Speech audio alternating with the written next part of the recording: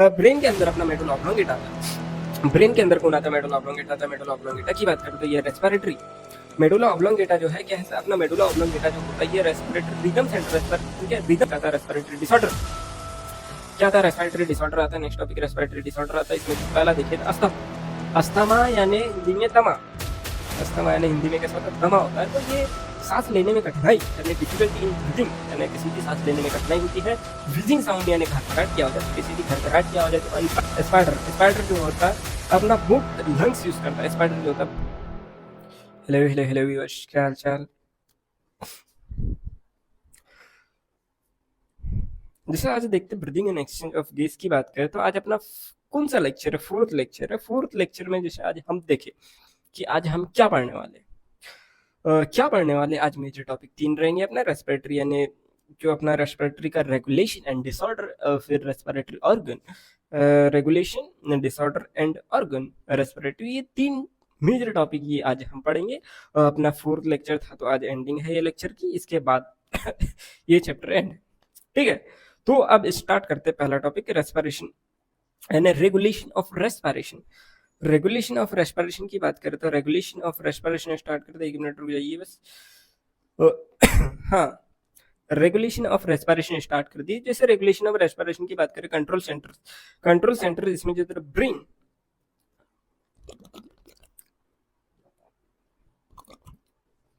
Control centre की बात करें तो कंट्रोल सेंटर जो होता है अपना कौन होता है? ब्रेन होता है। कंट्रोल सेंटर कौन होता है? अपना ब्रेन होता है। ब्रेन जो होता है ब्रेन के अंदर अपना मेडुला ऑब्लोंगेटा आता है। ब्रेन के अंदर कौन आता है? मेडुला ऑब्लोंगेटा आता है। मेडुला ऑब्लोंगेटा की बात करते तो ये रेस्पिरेटरी मेडुला ऑब्लोंगेटा जो है क्या है, अपना मेडुला ऑब्लोंगेटा जो होता है ये respiratory rhythm centre respiratory rhythm centre जो कहलाता है अपना मेडुला ऑब्लोंगेटा कहलाता है रेस्पिरेटरी रिदम सेंटर। यानी ये रिदम से ही समझ आ रहा है कि ये एक रेट सेट करता है। रेट सेट करने का काम रेस्पिरेटरी रिदम सेंटर का होता है यानी बेसिक रेट सेट करना यानी ये रिदम सेंटर का काम है। उसके बाद जैसे पोन्स की बात करें, किसकी बात करें? पोन्स की बात करें। पोन्स एक न्यूमोटैक्सिक सेंटर होता है। न्यूमोटैक्सिक सेंटर होता है और ये न्यूमोटैक्सिक सेंटर होता है और ये ब्रीथिंग की स्पीड को कंट्रोल करने का काम, किसको? स्पीड को कंट्रोल करने का काम जो होता है अपना पोन्स का होता है। अब उसके बाद जैसे सेंसर्स की बात करें, सेंसर्स क्या होता है? सेंसर्स यानी कीमो रिसेप्टर होते हैं। सेंसर्स क्या होता है? कीमो रिसेप्टर में भी 2 आता है कीमो रिसेप्टर, एक तो सेंट्रल कीमो रिसेप्टर और दूसरा आता है अपना पेरिफेरल कीमो रिसेप्टर। अब जैसे सेंट्रल कीमो रिसेप्टर की बात करें तो यानी सेंट्रल कीमो रिसेप्टर क्या है वो तो देखते। पहले सेंट्रल कीमो रिसेप्टर को कौन रेगुलेट करता है? सेंट्रल कीमो रिसेप्टर को अपना मेडुला कंट्रोल करता है। और पेरिफेरल कीमो रिसेप्टर की बात करें तो इसे carotid body and aortic body जो है ये 2 कंट्रोल करती है। अब उसके बाद जैसे यानी सेंट्रल कीमो रिसेप्टर की बात करें, सेंट्रल कीमो रिसेप्टर जो होता है क्या डिटेक्ट करता है? यानी सेंट्रल कीमो रिसेप्टर जो डिटेक्ट करने की बात है तो डिटेक्ट CO2 H+ इन सेरिब्रोस्पाइनल फ्लूइड में CO2 H+ को सेरिब्रोस्पाइनल फ्लूइड में डिटेक्ट करने का काम सेंट्रल कीमो रिसेप्टर का होता है। ठीक है, अब उसके बाद एक मिनट, उसके बाद पेरिफेरल कीमो रिसेप्टर की बात करें तो peripheral chemo receptor carotid body and aortic body जो होती है डिटेक्ट ये से कंट्रोल करती है। और डिटेक्ट क्या करता है? पेरिफेरल कीमो रिसेप्टर क्या डिटेक्ट करता है? ये डिटेक्ट जो करता है O2 को डिक्रीज, जैसे O2 डिक्रीज हो रहा है, CO2 अपना इंक्रीज हो रहा है, H+ इंक्रीज हो रहा है किसमें? ब्लड में। तो ये डिटेक्ट करने का काम पेरिफेरल कीमो रिसेप्टर का होगा। अब उसके बाद जैसे पोन्स हो गया, पोन्स जो होता है एक न्यूमोटैक्सिक सेंटर है। पोन्स क्या? एक यानी न्यूमोटैक्सिक सेंटर। और न्यूमोटैक्सिक सेंटर जो होता है क्या होता है? न्यूमोटैक्सिक सेंटर जो है ये स्पीड को कंट्रोल करता है। किसको? स्पीड को कंट्रोल करता है। स्पीड कंट्रोल करने का काम न्यूमोटैक्सिक सेंटर का होता है। उसके बाद जैसे हम देखें आगे जैसे मेडुला हो गया, क्या हो गया? मेडुला हो गया। तो मेडुला जो होता है, मेडुला क्या होता है? मेडुला में डीआरजी अपना डीआरजी और वीआरजी पाया जाता है। मेडुला में जो डीआरजी वीआरजी को दोनों मिलाकर रेस्पिरेटरी रिदम सेंटर कहलाता है। क्या कहलाता है? Respiratory rhythm centre. रिदम यानी अपना वही रेट बोला था, रिदम यानी क्या सेट करता है? ये रेट सेट करता है। रेट सेट करने का काम जो होता है अपना किसका होता है? Respiratory rhythm.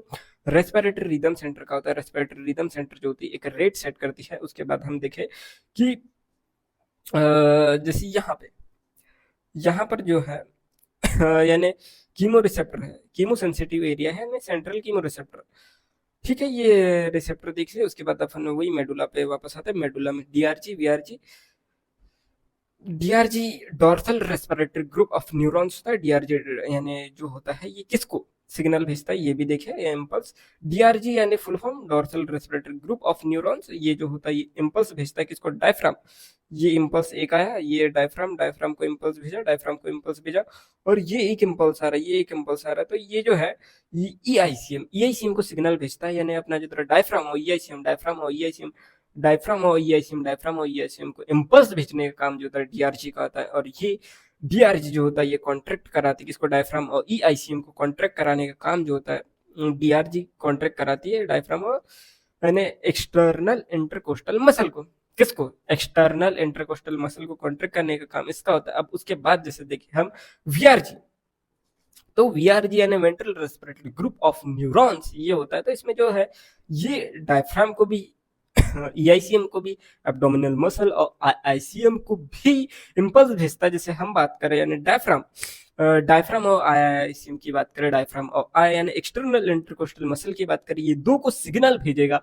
तो ये दो को अगर सिग्नल भेज रहा है तो इसमें वीआरजी का जो कंट्रीब्यूशन है ये फोर्सफुल इंस्पायरेशन के समय करेगा। फोर्सफुल इंस्पायरेशन के समय यानी डायफ्राम और ईआईसीएम को सिग्नल भेजेगा, और वही अपना जो है फोर्सफुली एक्सपायरेशन के समय यानी अपना एब्डोमिनल मसल और आईसीएम की बात करें तो एब्डोमिनल मसल एंड आईसीएम को फोर्सफुली एक्सपायरेशन के समय वीआरजी इम्पल्स भेजेगा।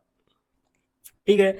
अब जैसे फ्लो चार्ट की बात करें तो अगर इंक्रीज हो रहा है CO2H+ और O2 डिक्रीज हो रहा है तो कीमो रिसेप्टर जो होगा एक्टिवेट हो जाएगा। क्या हो जाएगा, एक्टिवेट हो जाएगा, यानी increase in CO2H+ and O2 decrease हो रहा है। कैसा रहा, O2 डिक्रीज हो रहा है तो यानी कीमो रिसेप्टर जो होगा एक्टिवेट हो जाएगा।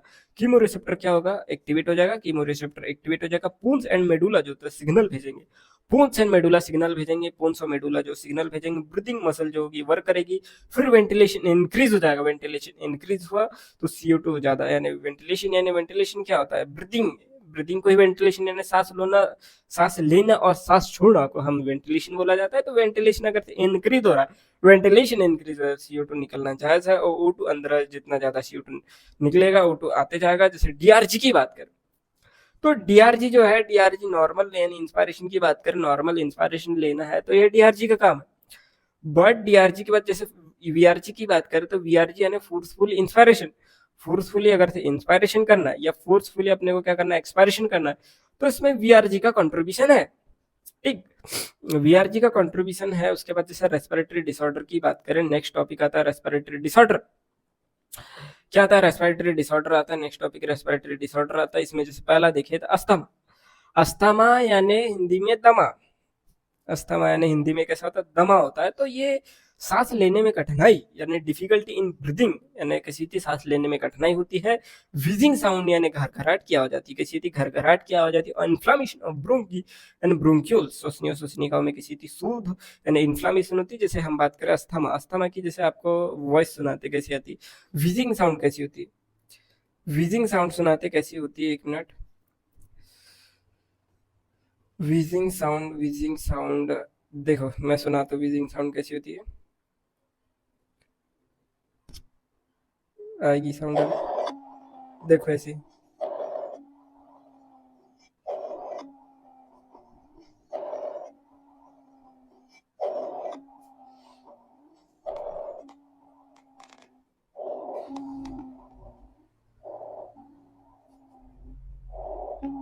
अभी आवाज, ये जो साउंड सुने आपने, ये व्हीजिंग साउंड है, यानी घरघराहट की जो आवाज है, ये घरघराहट की आवाज होती है।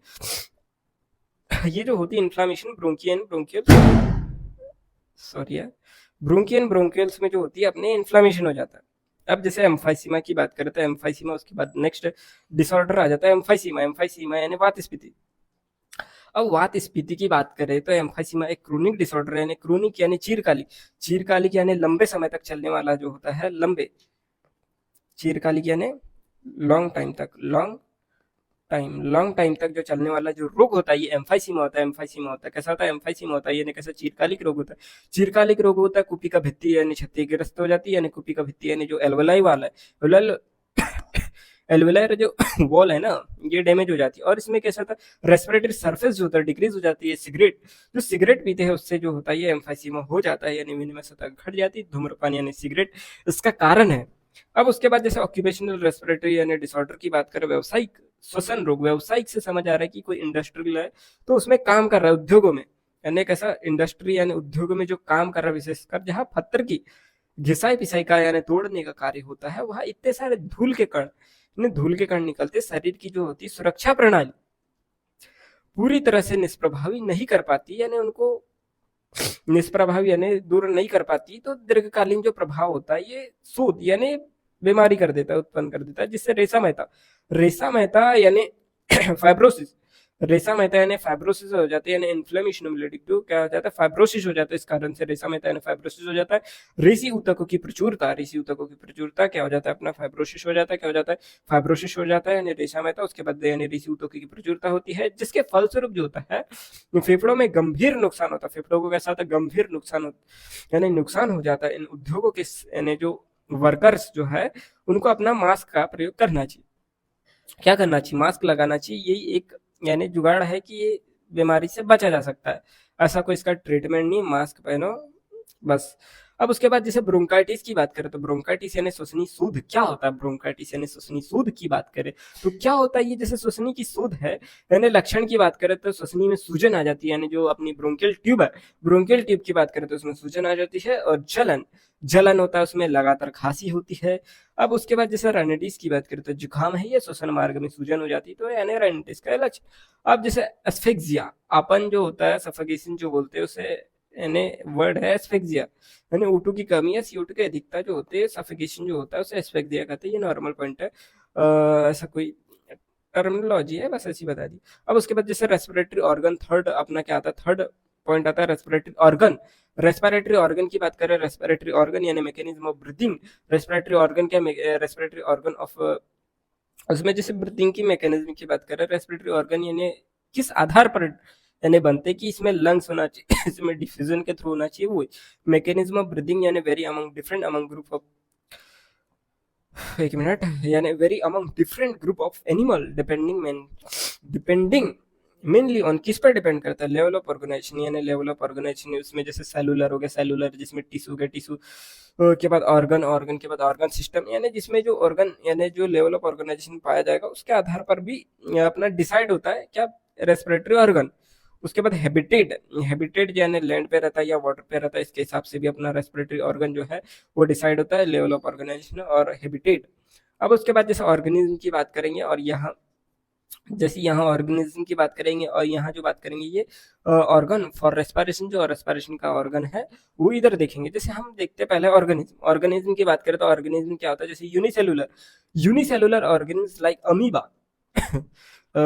अमीबा एंड पैरामीशियम की बात करें तो अमीबा एंड पैरामीशियम जो होता है ये सिंपल डिफ्यूजन के द्वारा यानी सिंपल डिफ्यूजन वाया सेल के द्वारा जो है ये डिफ्यूजन करता है, क्या क्या करता है अपना, ये डिफ्यूजन करता है, सिंपल डिफ्यूजन यानी सिंपल डिफ्यूजन के द्वारा रेस्पिरेशन करता है। उसके बाद नेक्स्ट पॉइंट आता है पॉरीफेरस लेंट्रेड इनोफोरा प्लेटिसलम, ये जो इसका रेस्पिरेटरी ऑर्गन अपसेंट होता है, बट जो होता है respiration take place by general body surface, general body surface से होता है।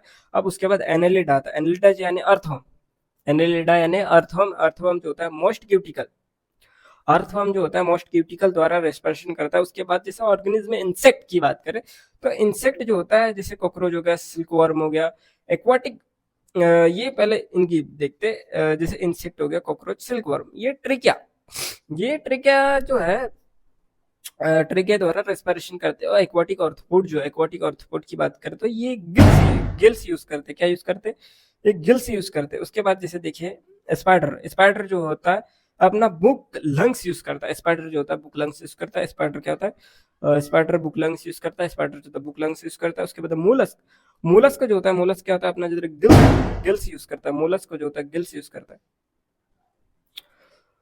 इकानोडर्मेटा, इकानोडर्मेटा क्या यूज करता है अपना यानी बॉडी सरफेस द्वारा रेस्पिरेशन करता है। फिशेस और टेडपोल जो होता है ये गिल्स द्वारा।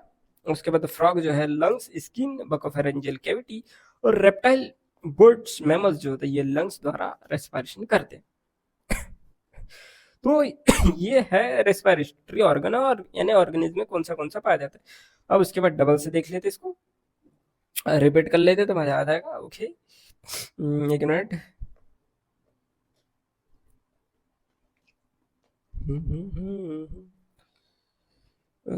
कौन सा कलर ठीक है, अलग कलर,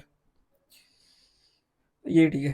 ओके, उसके बाद जैसे हम देखते हैं जैसे रेगुलेशन और रेस्पिरेशन में रिपीट करते रिवीजन टाइप से, जैसे मेडुला ऑब्लोंगेटा जो, तो मेडुला ऑब्लोंगेटा रेट सेट करने का यानी रेट सेट करना यानी रिदम रिदम सेट करने का काम मेडुला ऑब्लोंगेटा का होता है। और पोन्स जो होता है एक न्यूमोटेक्सिक सेंटर होता है, ये स्पीड को कंट्रोल करता है। उसके बाद जैसे हम बात करें पोन्स क्या होता है, न्यूमोटेक्सिक सेंटर होता है और ये स्पीड को कंट्रोल करता है, ठीक। उसके बाद जैसे सेंसर्स की बात करें, सेंसर जो है यानी कीमो रिसेप्टर में सेंट्रल जो होता है CO2 H प्लस डिटेक्ट करता है सेरिब्रो स्पाइनल फ्लूइड में, और जो सेंट्रल कीमो रिसेप्टर को मेडुला कंट्रोल करता है, और पेरिफेरल को कैरोटिड और erotic body detect O2 CO2 O2 decrease हो रहा है, CO2 increase, H plus increase blood में, ये डिटेक्ट करता है, ठीक है। DRG याद रखना, DRG जो है, DRG अपना डायफ्राम और EICM को सिग्नल भेजता है। डायफ्राम और EIC यानी डायफ्राम जो DRG जो है, DRG कैसा होता है, DRG जो होता है अपना जो डायफ्राम और एक्सटर्नल इंटरकोस्टल मसल को सिग्नल भेजता है, और ये इंस्पायरेशन के काम आता है, नॉर्मल इंस्पायरेशन। VRG जो है फोर्सफुली के काम आता है, फोर्सफुली इंस्पायरेशन में ये दो, और फोर्सफुली विद एक्सपायरेशन में ये दो, ठीक है। उसके बाद ये DRG नॉर्मल इंस्पायरेशन और VRG forcefully inspiration, forcefully expiration. उसके बाद जैसे रेस्पिरेटरी डिसऑर्डर में वही अस्थमा देखिए, अस्थमा जो है सांस लेने में कठिनाई, घरघराहट की आवाज यानी विजिंग साउंड, श्वसनीय श्वसनिका यानी ब्रोंकी एंड ब्रोंकियल्स में इन्फ्लामेशन हो जाता है। और एम्फाइसीमा की बात करते हैं, एम्फाइसीमा जो है, एम्फाइसीमा क्या होता है, चीरकालिक रोग यानी लंबे टाइम तक चलने वाला, कुपिका भित्ति क्षतिग्रस्त यानी डैमेज हो जाती है, विनिमय की सतह घट जाती है, धूम्रपान इसका मुख्य कारण है। और जैसे व्यावसायिक श्वसन रोग की बात करें तो इसका यानी रेशा मैता हो जाता है यानी फाइब्रोसिस हो जाता है, मास्क लगाना एक ही इसका यानी उपाय है, बाकी नहीं। ब्रोंकाइटिस ब्रोंकाइटिस आता है, ब्रोंकाइटिस श्वसन यानी श्वसनी में सूजन, जलन हो गया, लगातार खांसी, ठीक। अब रेस्पिरेटरी ऑर्गन वही देखिए, level of organisation and habitat के आधार पर डिपेंड करता है कि एनिमल का रेस्पिरेटरी ऑर्गन क्या होना चाहिए। जैसे ऑर्गेनिज्म की बात करें, ऑर्गेनिज्म और ऑर्गन फॉर रेस्पिरेशन देखे तो जैसे यूनिसेलुलर ऑर्गेनिज्म में जैसे amoeba paramecium, organ for respiration जैसे सिंपल डिफ्यूजन सेल हो गया, सेल के द्वारा करता है, पॉरीफेरस लेंट्रेटा, ये सब देख लेना, ठीक है। तो इतना अपना लेक्चर था, इतना लेक्चर था। नेक्स्ट लेक्चर जो मिलेगा, नेक्स्ट लेक्चर नेक्स्ट वीडियो मिलेगी, नेक्स्ट लेक्चर नहीं मिलेगा, नेक्स्ट वीडियो मिलेगी। नेक्स्ट वीडियो अपनी होगी किस पे बेस्ड होगी, वो इलेक्ट्रोकेमिकल सीरीज पर बेस्ड होगी, इलेक्ट्रोकेमिकल सीरीज। यार दिख नहीं रहा होती है, इलेक्ट्रोकेमिकल सीरीज पर बेस्ड होगी, इलेक्ट्रो केमिकल सीरीज पर बेस्ड होगी, यानी ट्रिक होगी, ये क्या होगी, ट्रिक होगी, ट्रिक होगी, ठीक। Tata bye bye.